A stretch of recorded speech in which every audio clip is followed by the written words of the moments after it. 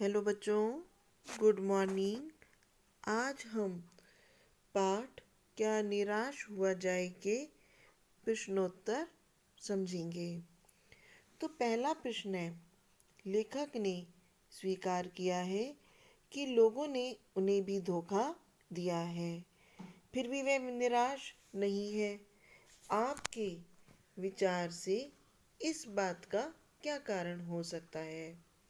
तो इसका उत्तर है, लेखक ने अपने व्यक्तिगत अनुभवों का वर्णन करते हुए कहा है कि उसने धोखा भी खाया है, पर उसका मानना है कि अगर वह इन धोखों को याद रखेगा तो उसके लिए विश्वास करना बेहद कष्टकारी होगा, और इसके साथ साथ ये उन लोगों पर भी उंगली उठाएगा जो आज भी ईमानदारी और मनुष्यता के सजीव उदाहरण हैं।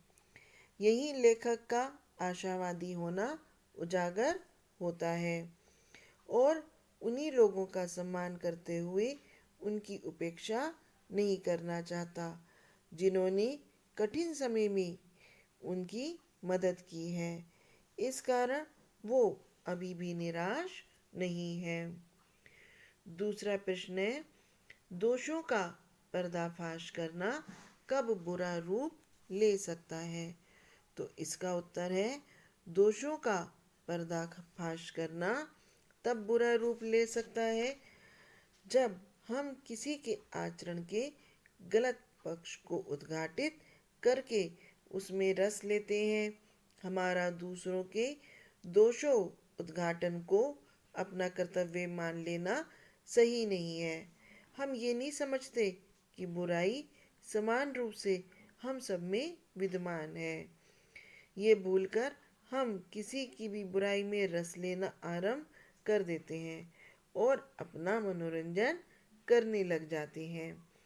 हमें तो ये करना चाहिए कि लोगों की अच्छाइयों को समझें और उनकी सराहना करें, क्योंकि हर व्यक्ति में कुछ अच्छे और कुछ नकारात्मक विचार जरूर होते हैं।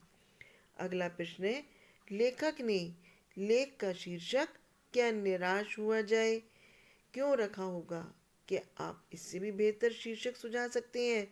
तो इसका उत्तर है, लेखक ने इस लेख का शीर्षक क्या निराश हुआ जाए इसलिए रखा है कि वह उस सत्य को उजागर करना चाहते हैं जो हम अपने आसपास घटना देखते रहते हैं। अगर हम एक दो बार धोखा खाने पर यही सोचते रहे कि इस संसार में ईमानदार लोगों की कमी हो गई है, तो ये सही नहीं होगा। आज भी कई लोग हैं जिन्होंने अपनी ईमानदारी को बरकरार रखा हुआ है। लेखक ने इसी आधार पर लेख का शीर्षक क्या निराश हुआ जाए रखा है। यही कारण है कि लेखक कहता है कि मैं ठगा भी गया हूँ, धोखा भी खाया है, परंतु ऐसी घटनाएं भी मिल जाती हैं जब लोगों ने अकारण ही मेरी सहायता भी की है, जिससे मैं अपने आप को ढांढस देता हूँ। यदि लेख का शीर्षक उजाले की ओर होता तो शायद लेखक की बात को और अधिक बल मिल जाता। बच्चों, नेक्स्ट प्रश्न है, पाठ से तीनों प्रकार की संज्ञाओं के उदाहरण खोजकर लिखिए। तो इस पाठ में व्यक्तिवाचक संज्ञा का उदाहरण रविन्द्रनाथ टैगोर, मदन मोहन मालवीय, तिलक, महात्मा गांधी आदि हैं।